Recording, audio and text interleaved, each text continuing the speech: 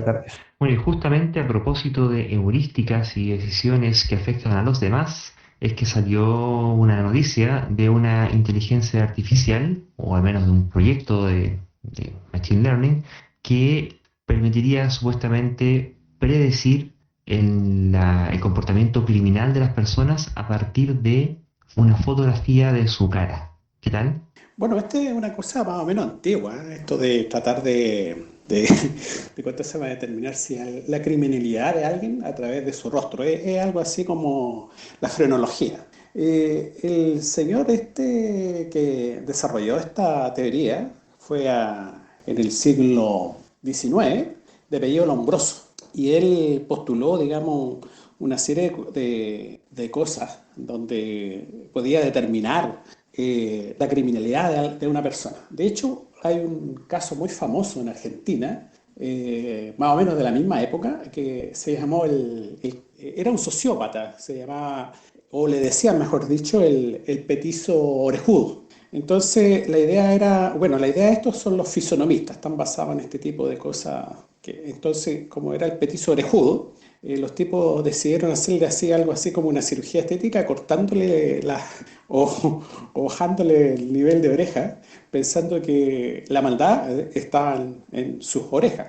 Es un caso bien interesante que nuestros editores los pueden googlear, digamos, en internet. Sumándome a las palabras de Mario, efectivamente otro de los temas que yo he estado investigando sobre historia de la ciencia en Chile tiene que ver con cómo en Chile, al igual que en muchos otros países, se utilizó la frenología, ¿eh? Que es la caracterización y medición de las protuberancias que existen exteriores de nuestro cráneo y también la craniometría, que es más amplio. La frenología es una forma de craniometría, pero la craniometría en general hacer mediciones sobre el cráneo para tratar de detectar ciertas cualidades psicológicas y comportamentales de los individuos. Y en efecto, en muchos lugares del mundo, incluyendo Chile, ese tipo de planteamientos que en su época se consideraron científicos, fueron utilizados por los aparatos policiales y en no pocas ocasiones fueron utilizados como medios de prueba para culpar a ciertas personas de la comisión de crímenes.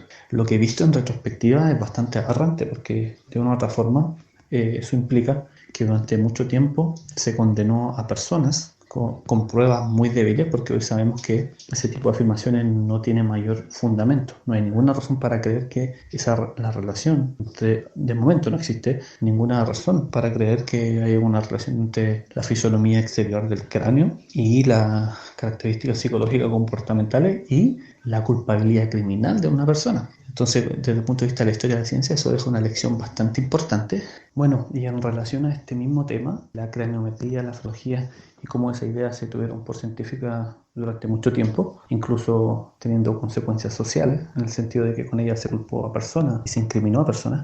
Me gustaría recomendar un libro de Stephen Jay Gould, destacado paleontólogo norteamericano, que hizo contribuciones también en el área de la biología evolutiva y de la teoría evolutiva, y que además fue un divulgador científico y activo miembro del movimiento norteamericano. Hay una obra de él que se llama La falsa medida del hombre, en el que precisamente aborda y hace un análisis de cómo durante el siglo XIX, principalmente inicios del XX, se tuvieron esta idea de la frenología y de la craniometría como científica, con un fundamento muy débil, y él analiza críticamente toda serie de concepciones y el daño y el perjuicio social que provocaron, ¿no? Recomiendo bastante esa obra, por si a alguien le interesa. Se llama La falsa medida del hombre, de Stephen Jay Gould.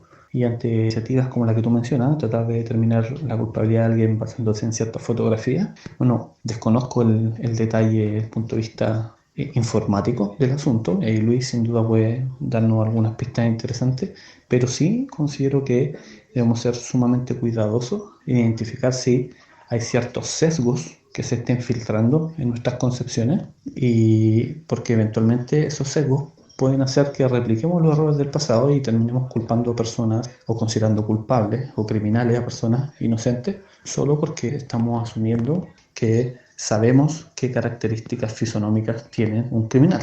Y considero que es sumamente delicado. Además que no hay teorías que expliquen o que establezcan con seriedad una relación de ese tipo? Bueno, básicamente es una pseudociencia, pero con inteligencia artificial. Hemos entendido, hemos ido viendo, digamos, de que muchos de estos algoritmos, sus conclusiones no son inocuas, digamos, y tienen los mismos sesgos muchas veces que tenemos los humanos. Sí, mira, cuando vi la noticia, la verdad es que me saltaron altas alarmas y por lo que decía Felipe de que, oye, ¿a cuánto estamos de que a la gente se le ocurra empezar a usar esto para meter la presa? A meter preso a- a gente muy posiblemente inocente. Y claro, como decía Mario, está el tema de los sesgos. Y aquí la pregunta que está interesante es, bueno, ¿por qué podría haber sesgos? Dado que en el paper lo que ellos promulgan es que tendrían un 80% de precisión y no tendrían sesgos raciales.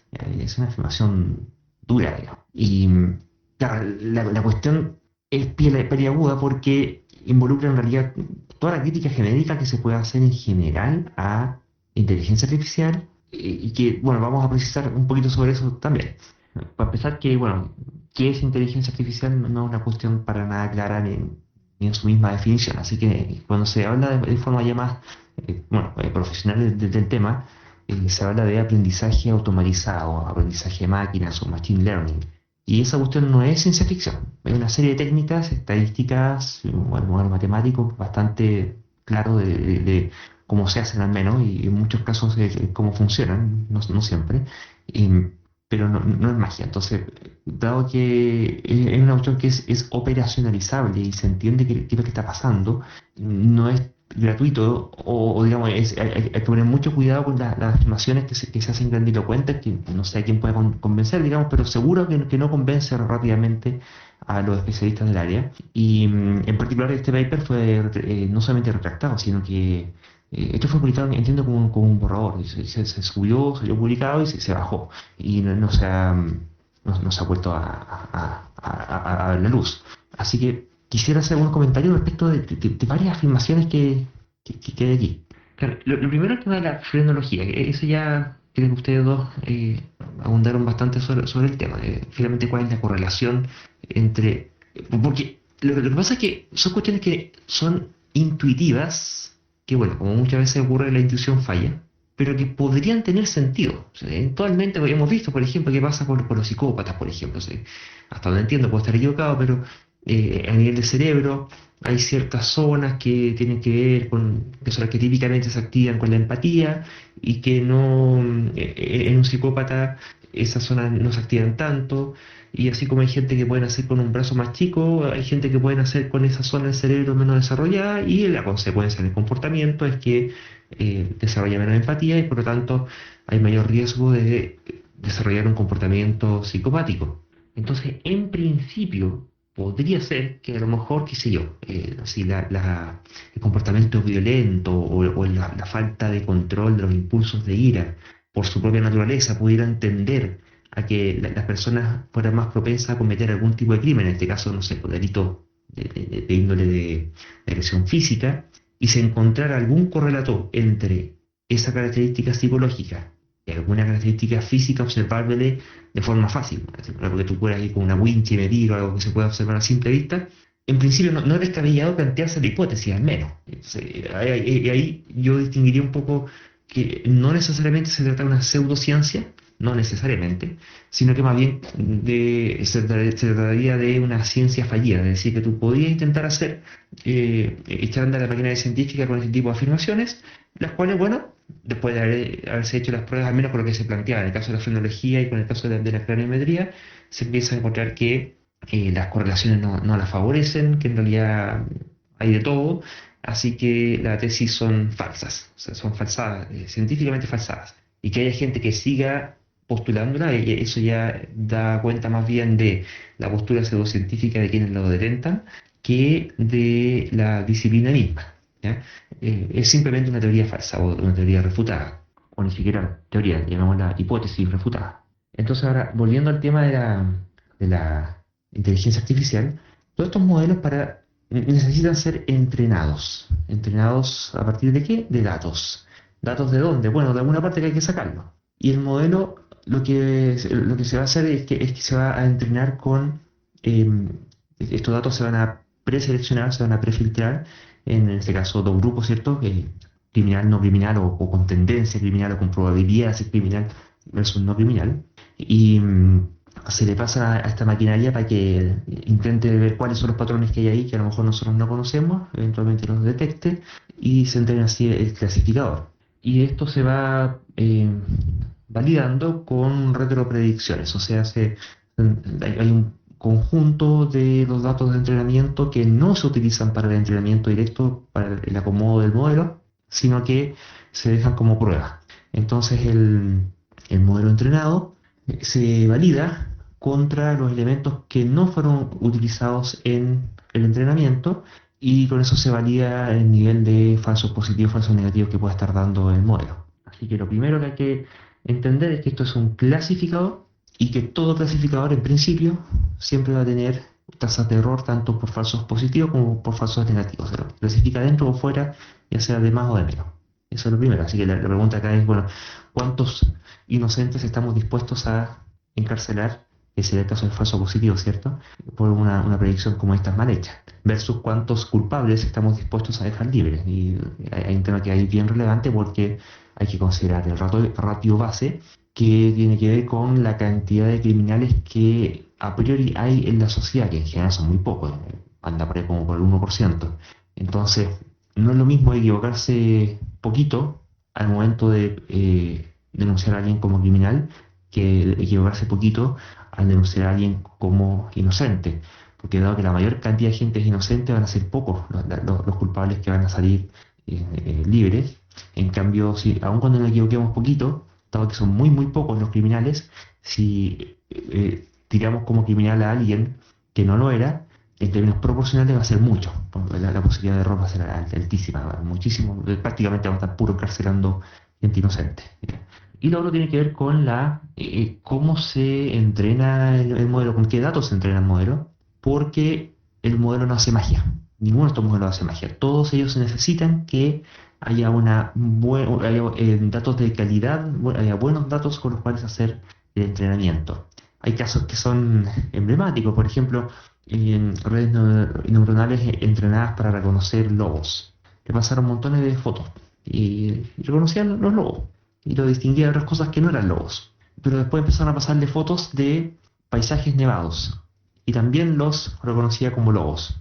¿Y por qué? Porque claro, como buena parte de las fotos que contenían lobos con las cuales fueron entrenadas estas redes neuronales estaban tomadas en un paisaje que tenía nieve. Entonces al final lo que hizo la red neuronal fue aprender a detectar nieve, no lobos. Entonces después podía pasar un paisaje sin lobos pero con nieve y lo reconocía como lobo, ¿ya?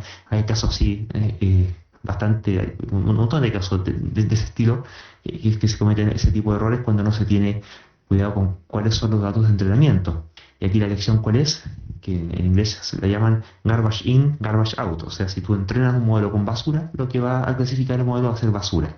Así que la primera petición de datos, la primera petición de principio es que tienes que tener datos de buena calidad. Si no, no hay nada que se pueda hacer, o muy poco. Y aquí viene el tema racial, porque parte de la programación de este estudio es que estos datos tienen un 80% de precisión y sin sesgo racial. ¿Y esto por qué es importante? Porque, bueno, en particular en Estados Unidos, donde esto fue publicado, hay una alta correlación entre las características raciales de la población penal y ciertos grupos raciales. Entonces, básicamente la gran mayoría de los encarcelados son negros y segunda mayoría latinos, ¿ya? En términos proporcionales. Y ahí, ¿qué es lo que ocurre? Que alguien podría decir, bueno, ¿viste? Si cuando cometen crímenes son negros. Y hay una correlación, hay correlación. El punto es otro, es que es correlación, no causalidad. El tema no es que por ser negro sea más delincuente, sino porque hay una larga y documentada historia de segregación social, de pobreza y de marginalidad asociada a distintos grupos, en particular con la población de color negro, y allá eso termina redundando en que cometen más crímenes, pero no es que sea por el hecho de ser negros. Entonces, si uno no tiene cuidado y toma las fotos de los criminales y después toma fotos de gente que no es criminal y se los da a una inteligencia artificial para que entrene, claro, lo que va a terminar diciendo es que, bueno, si es negro es criminal. El tiro lo clasifica como tal. Pero eso es porque vienen los sesgos en los datos con los cuales fue entrenado el modelo. y el deshacerse de ese sesgo no es para nada trivial. Así que, bueno, lamentablemente como la cuestión la bajaron, yo no pude leer el paper como para más tener una idea más cercana de qué es lo que exactamente se supone que hicieron. Pero tiendo más bien a pensar que se estaría tratando de un caso de tecnología con inteligencia artificial, o en este caso con redes neuronales profundas, las Deep Neural Networks. Me parece muy interesante esta larga explicación que nos ha dado Luis respecto a este tema. Y efectivamente me gustaría destacar dos elementos de los que mencionó Luis y después agregar uno por cuenta propia. En primer lugar, me gustaría efectivamente destacar que el hecho de que esta inteligencia artificial tenga un 80% de efectividad, o supongamos que tuviera un porcentaje de efectividad incluso mayor, supongamos que tiene un 90% de efectividad, así que se equivoca solo un 10% de las veces, efectivamente la cantidad de gente inocente que se podría estar encarcelando debido a ese 10% de equivocación sería tremenda. Efectivamente hay una cuestión ahí ética acerca de si se usaran ese tipo de investigaciones, no digo que alguien lo haya planteado, pero si se utilizaran ese tipo de predicciones basadas en inteligencia artificial para pretender culpabilizar o encarcelar a personas, efectivamente estaríamos ante una tragedia por la cantidad de gente inocente que se podría terminar encarcelando, por una parte. Lo otro que me gustaría destacar, lo que mencionó Luis, exactamente es atender a los datos con los cuales se está alimentando esa inteligencia artificial. Porque si en Estados Unidos, por ejemplo, buena parte, o quizá incluso la mayoría de la población penal de piel negra, efectivamente eso no tiene que ver con que la gente de piel negra tenga una mayor propensión natural hacia la criminalidad, sino que hay factores sociales, culturales y económicos siendo determinantes a la hora de determinar la condición social y finalmente las características psicológicas y comportamentales de una persona. Y todos esos factores estarían y podrían estar en buena medida omitidos en este tipo de estrategia para tratar de detectar quién no, es también sumamente negativo y peligroso. Y lo que me gustaría agregar, que no lo mencionó Luis, es una cuestión estrictamente epistemológica, que una cosa es que alguien clasifique en como criminal, no criminal, y aunque tuviese un alto porcentaje de éxito, esa información y esos datos son súper poco valiosos si no disponemos de una teoría que explique los mecanismos que hacen que una persona que conectan finalmente la criminalidad con tales o cuales rasgos. El hecho de no disponer de una teoría fundamentada y que además de cuenta de los mecanismos que permiten establecer esta conexión, hace que la verdad es que esa selección o clasificación no sea mucho más que una especie de ruleta rusa. Tiene un alto porcentaje de efectividad y no sería mucho más que eso. Pero esta cosa es entretenida porque se programa con fotos. Es decir, no me imagino cómo, pero en la medida que eres más feo, tienes más posibilidades de ser criminal. Bueno, una pseudociencia bien hecha tiene verdades, o sea, parte de cosas racionales. Pero también hay medias verdades, hay un montón de equivocaciones y también un montón de falsedades. Esa es una pseudociencia bien hecha, una pseudociencia creíble, o sea, en que esto parece que fuera, pero en definitiva, si empiezas a escarbar un poquito, te das cuenta que es una mera pelotudez. De hecho, este señor Lombroso, él ponía como, bueno, él era mediante el tema de las fotos, o sea, y él básicamente era decir que el tipo era feo o no, pero también tenía otros tips, por ejemplo, a qué altura vivía el tipo, si vivía en cerros, si vivía a nivel del mar, etcétera. El grado de civilización también era una cosa importante. La densidad de población, dónde vivía, la alimentación que había tenido, el alcoholismo, la drogadicción. Y aquí hay un punto, porque nosotros sabemos de que las personas cuando abusan de las drogas, del alcohol, efectivamente hay un cambio en el rostro. ¿Ah? Entonces, esa cosa te hace así como pensar, sí, podría ser. La instrucción que tenía el tipo, o sea, el nivel de educación, la posición económica. Aquí hay un punto, porque me imagino yo que este es un tipo feo, que nosotros cuando evidentemente tienen los carabineros, por ejemplo, o policía tiene fotografía y a las personas les muestran ciertas fotografías, la gente empieza a ver pura gente no muy atractiva. Entonces, ¿qué pasaría con los criminales, estos criminales rubiecitos que nos chorean, no sé, 80, 90 millones de dólares? ¿Eh? Tal vez el sistema no los, ¿cuánto se llama? No los metería como criminal. La religión también el tipo tomaba en cuenta. Bueno, por eso, una pseudociencia bien hecha siempre es una pseudociencia que tiene grados de credibilidad y sobre todo si es hecha con inteligencia artificial, imagínate, ¿ah? Con toda la tecnología del momento. Efectivamente, me gustaría hacer un comentario respecto a lo que dijo Mario. Efectivamente, hay ciertas ideas que pueden sonar plausibles. Tú dices, por ejemplo, el consumo de alcohol o de drogas, por ejemplo, puede causar estrago y de una u otra forma reflejarse en el rostro. Y por cierto que sí. Y por cierto que el alcohol, el consumo de drogas también pueden volver a la gente mucho más propensa a la criminalidad, si es que, sobre todo si es que hay algún tipo de adicción que nubla el juicio y produce otro tipo de consecuencias a nivel neurológico incluso. Pero el asunto es que mucha gente puede consumir alcohol, consumir drogas y no ser criminal. Y va a tener esa misma marca en su rostro también. Entonces, ahí la pregunta tiene que ver con cuáles son las condiciones necesarias y suficientes para catalogar a una persona como criminal o no, en función de ese mismo supuesto, de que el rostro daría las pistas de. Entonces ahí hay un matiz muy importante. Efectivamente, y tomando lo que decía Mario, efectivamente, pensaba, bueno, un clasificador que te tome tu comuna de residencia, te toman preso. Esto no es para predecir criminalidad, sino que si yo quisiera predecir el monto del delito. ¿Dónde vive usted? Ah, en tal comuna de barrios más pobres. Ah, ya. ¿De cuánto debe ser el robo? Decenas de miles de pesos, cientos de miles, ya uno grandote, un par de millones de pesos y punto. En cambio, si usted vive más arriba, ¿de cuánto es el robo? Claro, decenas de miles de millones de pesos, varias decenas de millones de dólares, porque al final de cuentas tuvo acceso a botines más jugosos. Respecto a lo que decía Felipe, de que estos clasificadores deberían ser como ruletas rusas, ¿cierto? Eh, Hay un tema y es que el clasificador tiende a repetir los patrones que existen en los datos con los cuales fueron entrenados. Así que, nuevamente, eso es garbage in, garbage out. Los sesgos en los datos inducen sesgos en el clasificador. El hecho de que se use un clasificador no debe servir como una carta blanca para decir, oye, no, es que sabe que usamos inteligencia artificial. ¡Pum! Listo, ya se acabaron todas las discusiones porque si aparecieron esas dos palabritas en la frase, ya no hay nada más que seguir analizando porque es una cuestión muy compleja y muy sofisticada y que es muy cierta, así que no puede estar equivocada y listo. Y ahí es donde aparece el riesgo de que cosas como estudios como estos, que nada más lo tiene que se estudien, digamos, y que salga lo que tenga que salir de ellos, pero que da un ambiente en el que está este afán de no esperar a la ciencia o derechamente afanes anticientíficos, o lo que hemos visto en el caso del tratamiento de la pandemia en Chile, de no escuchar a los expertos, y eso esto en todo tipo de temas.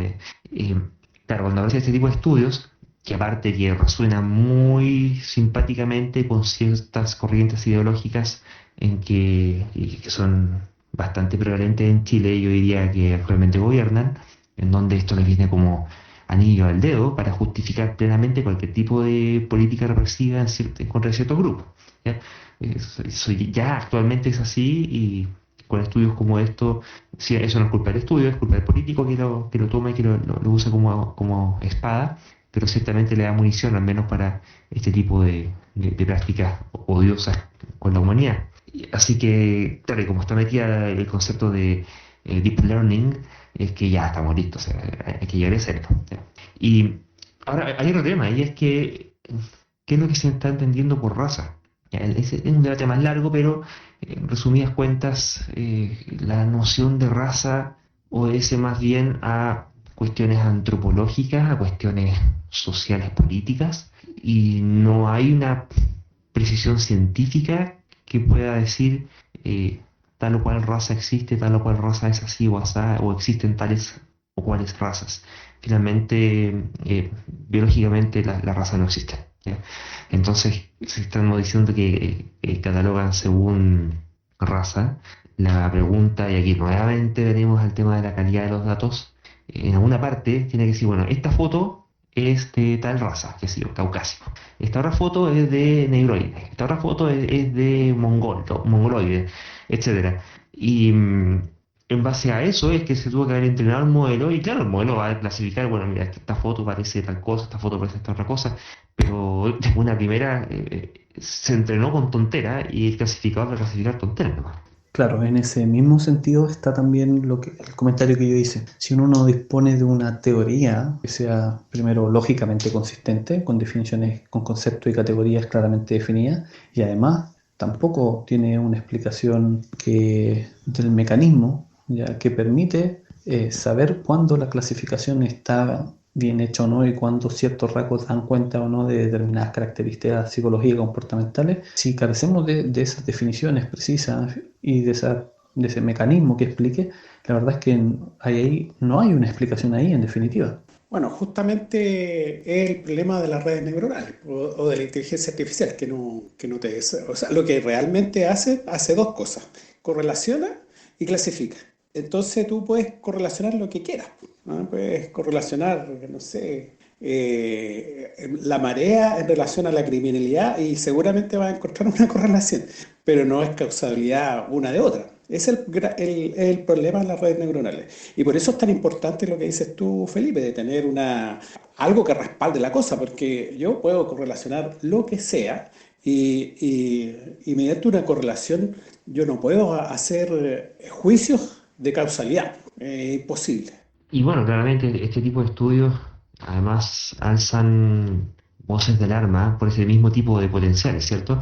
Porque hay que también distinguir, o sea, hay montones de aspectos que son socialmente peliagudos, ¿cierto? Que históricamente han sido utilizados para discriminación, sobre todo de grupos minoritarios, homosexuales, gente de ascendencia de distintas razas. Entonces, cuando aparecen este tipo de estudios que correlacionan, no sé, por el nivel de inteligencia con la raza, y claro, ya aparece otra vez que los blancos son más inteligentes que los negros, pero nuevamente no se hace cargo de que los negros están recibiendo peor educación que los blancos, y empieza todo ese debate, ¿cierto? Entonces, hay que tener siempre ojo a dos cosas, creo yo. Por una parte, y creo que el primero y el más grave, es que existen grupos de personas que tienen ideología que la verdad es que los estudios dan lo mismo, la ideología ya está. Entonces ellos quieren matar gente y creen que está bien andar matando gente y les encantaría que en el mundo se matara más gente y en especial cierto tipo de gente. Bueno, ¿cuál tipo? Bueno, ya dependiendo cuál ideología, hay ciertos grupos que quieren matar a otros grupos que otros y es una cuestión muy primate y están a la espera de cualquier estudio, ojalá que esté bien hecho o mal hecho, da lo mismo. Lo que importa es que la conclusión reafirme, y por eso el comportamiento es ideológico, de manera que refuerce los convencimientos que ya se tienen desde el punto de vista ideológico, entonces ese estudio se toma y se ventila a los cuatro vientos para que vean que como la ciencia demuestra que yo en mi ideología tengo razón y en particular tengo plena justificación para matar a toda esa gente que a mí se me antojaría matar, ya sea porque son negros, ya sea porque son delincuentes, ya sea porque son homosexuales, ya sea porque sean no sé, judíos, digamos, porque son mapuches o lo que sea, hay gente que quiere matar gente.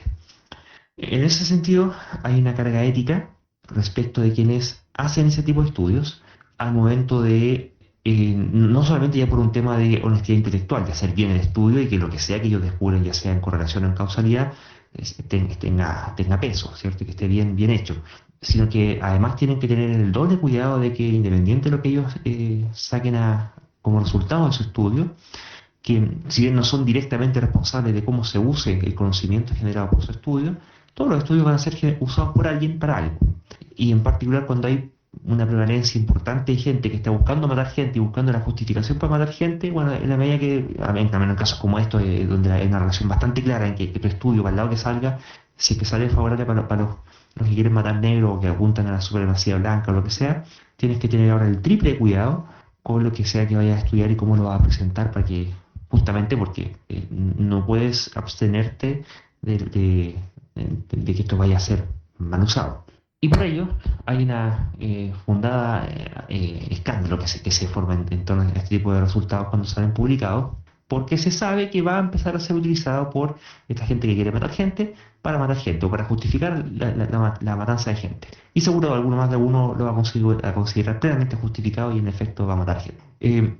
Pero eso no quiere decir, en el otro extremo, que este tipo de estudios deban ser prohibidos o proscritos o censurados y perseguidos por el mero hecho de ser hechos, de ser realizados, aun cuando las conclusiones que estén planteando sean debidamente fundadas. Y ahí hay un riesgo que es de, yo diría, oscurantismo, en el que por un tema de censura política o censura social, hay ciertos temas que o bien no se estudian, lo cual solo genera tabú y fomenta la ignorancia respecto a cualquiera sea el tema, o bien de encontrarse relaciones interesantes, la gente se abstiene de publicarlas o de seguir indagando en ellas o derechamente de conseguir financiamiento por temor derechamente a represalias, ¿ya? Y eso creo que también es un tema al cual hay que prestar debido ojo.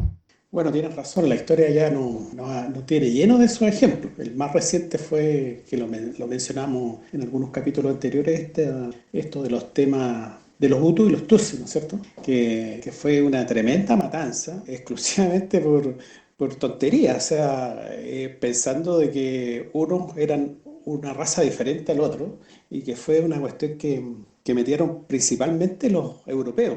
Y la clasificación que hicieron los europeos era que el que tenía 10 vacas era, no sé, no recuerdo exactamente si era Hutu, y el que tenía más de 10 vacas era Tutsi o algo por el estilo. Entonces, era una clasificación absolutamente una estupidez, pero sin embargo causó una tremenda mortandad. Y eso porque había mucha gente, muchos instigadores por la radio, sobre todo por la radio, instigando a este tipo de asesinato y un asesinato absolutamente cruel. O sea, siempre vamos a encontrar este tipo de personas desquiciadas mentales con ese tipo de pensamiento. Eso es lo más terrible. Bueno, no necesitamos tener a Satán.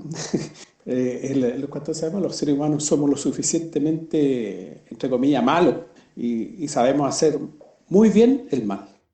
Bueno, y el otro caso, como el contrario, es cuando por presión política también se tiende a hacer estudios, que bueno, ahora mismo la verdad es cuál sea el estudio, sino que a que la conclusión tenga que ser la que se espera políticamente que sea. Y ahí nuevamente entramos con mala ciencia, ¿cierto? Y con pseudociencia finalmente, porque ahí termina primando la ideología. Bueno, pero por ahí salió otro estudio, Lucho, acerca de, bueno, otra aplicación de redes neuronales, que es interesante, esto de cómo surgen las teorías de conspiración y cómo se desmoronan, digamos, ¿eh? Que fueron unos investigadores de la Universidad de California, Los Ángeles, que básicamente aplicaron esto para determinar cuándo una historia es real y cuándo es una historia completamente inventada. Y da como ejemplo ahí el tema del Pizzagate y el Bridgegate, ¿eh? Una conspiración inventada, el Pizzagate, que fue una contra los demócratas, y una conspiración real que fue un caso, el Bridgegate, que fue un puente en particular en Estados Unidos que los tipos cerraron los carriles para que se formaran tacos enormes. Sí, ese es como el otro caso, ¿cierto? De inteligencia artificial muy bien aplicada y con un nivel de fineza y detalle. Yo no leí el artículo, está bastante bueno, no me leí el paper todavía, pero sí, no sé si, eh, bueno, entremos en materia, digamos. Ocurre que empezaron a analizar los patrones de cómo se arman las redes conceptuales de las bueno, noticias falsas versus las noticias, o las teorías, perdón, teoría de la conspiración, que bueno, finalmente es un tipo de noticia falsa, con las conspiraciones verdaderas, ¿cierto? Cuando han resultado ciertas, y analizan cómo se van relacionando las ideas, cuánta diversidad de ideas hay, cómo se relacionan unas con otras, cuántas ideas hay, cuáles son más recurrentes. Está bien simpático. Y aquí en este caso lo que encontraron fue que como las cosas que ocurren cuando realmente ocurren, ocurren en un contexto y podemos decir en ese sentido que la ciencia es así también, ¿cierto? Cuando se saca una teoría de algo, sería súper raro que una teoría no converse con las otras, que sea una cuestión totalmente aparte e independiente de todas las demás, porque las otras también están pasando. Entonces, no sé, cuando hablan de la homeopatía, si la homeopatía fuera cierta, hay tantas otras cosas que también deberían estar pasando y que no pasan, y que lo que ocurre es contrario a lo que se esperaría según la homeopatía, que la verdad es que no tiene ninguna parte por donde ser cierta, ¿ya? Con el caso de la teoría de la conspiración pasa algo parecido. Cuando son conspiraciones de verdad, si se omiten ciertos aspectos de la teoría, la relación entre las ideas se sigue preservando en el tiempo y sigue habiendo siempre más material confluyente que sigue reafirmando la teoría, no la teoría, sino que la conspiración real, cuando uno quiere demostrar la conspiración real. En cambio, cuando son teorías de la conspiración, hay un par de características. Por una parte, que son la cantidad de conceptos son bien poquitos y tienden a ser bien recurrentes y una vez otra vez se recurre sobre la misma cuestión y le da y le da y le da y no conversa mucho con el resto de las cosas que se pueden saber sobre el tema, y tiene la característica de que cuando se omite o se saca alguno de esos aspectos que son nucleares en la teoría de la conspiración, hace que la teoría de la conspiración en su conjunto se desarme. No tiene nada, tiene sentido, porque en realidad, bueno, dado que nunca la tuvo desde un comienzo, no tiene la relación con el resto de los elementos de la realidad que le dan sentido a la teoría completa, que vendría a ser el caso de una conspiración real, donde así hay muchos más elementos que van confluyendo. Así que ahí sería, bueno, de varios análisis que han hecho del tema de teoría de conspiración y noticias falsas, ese sería un elemento crucial, ¿cierto? Si uno le saca un elemento a la teoría de la conspiración, o esta teoría que no sabemos si es verdad o falsa, se mantiene, hay más elementos con los cuales sigue resonando y se sigue manteniendo, o ligeramente se desmorona. Y esto vendría a ser lo que se mostró en ese estudio. Sí, interesante, digamos, que la teoría de conspiración falsa, digamos, que, bueno, que hay conspiraciones, las hay y las han habido, las conspiraciones verdaderas, pero las teorías de conspiración falsa, una de lo que me llamó la atención de esta lectura, es que se desconectan fácilmente cuando uno saca algo de la teoría, inmediatamente queda todo guacho. Y eso fue lo que empezaron a hacer con esta inteligencia artificial y se dieron, o sea, los tipos lograron concluir eso, o sea, lograron concluir de que cuando dentro de este marco narrativo que tiene, uno elimina algo y se desmorona, se desconecta fácil. Interesante estudio. Sí, a mí también me parece muy interesante las conclusiones que el estudio sugiere. Si no es cierto, no entiendo mucho de la componente técnica de cómo se hizo el análisis, y me parece interesante. Y me da la impresión que de una u otra forma refuerza algo que varios autores también han planteado que es importante para el conocimiento científico y para identificar también las ideas pseudocientíficas, que es finalmente la coherencia externa, el ver cómo las proposiciones que conforman una teoría son consistentes con elementos externos a la teoría. Entonces, de una u otra forma, este estudio estaría mostrando que, si bien es cierto, las teorías conspirativas falsas pueden ser coherentes internamente, su coherencia es sumamente frágil, porque quitándole un elemento, pierde coherencia y no hay ningún otro elemento externo que supla esa coherencia que pierde. Por lo tanto, me da la impresión que estos planteamientos confluyen con alguna idea de filósofos de la ciencia respecto de cómo identificar cuando algo es científico o cuando algo tiene fundamento y cuando no. Y tendría que ver con considerar importante finalmente esta coherencia externa. Cómo la teoría, cómo una teoría o un conjunto de proposiciones se mantiene en pie, no solo por su coherencia, sino que se mantiene en pie además porque hay muchos otros elementos externos que terminan reforzándola. Otro tema también, otra conclusión que los tipos determinaron fue el tiempo que se tardan en construirse estas narraciones. La teoría de conspiración falsa, vamos a decir, en general se construyen muy rápido, se tienden a desarrollarse y se construyen muy rápidamente. Y de hecho, ellos dicen que se estabilizan muy rápidamente, mientras que las conspiraciones reales son mucho más demorosas en construirse y muchas veces suelen tardar años en aparecer. Ese también es bien interesante. Bueno, ahí aparece, por ejemplo, el tema del 5G, que ya poquitos años, un año quizás, que se estandarizó ya en forma más o menos definitiva, y cuánto se demoró en aparecer las teorías asociadas a ella. La teoría del coronavirus y el 5G. ¿Cuánto pasó entre que apareció el coronavirus y que apareció la teoría del coronavirus con el 5G? O la teoría de los microchips que vienen de las vacunas, que vendrían para el coronavirus y que Bill Gates estaría haciendo para controlar nuestras mentes. ¿Cuánto pasó entre que, bueno, las vacunas que todavía no se hacen y, y esta conspiración de control mental? Efectivamente. Bueno, y justamente a propósito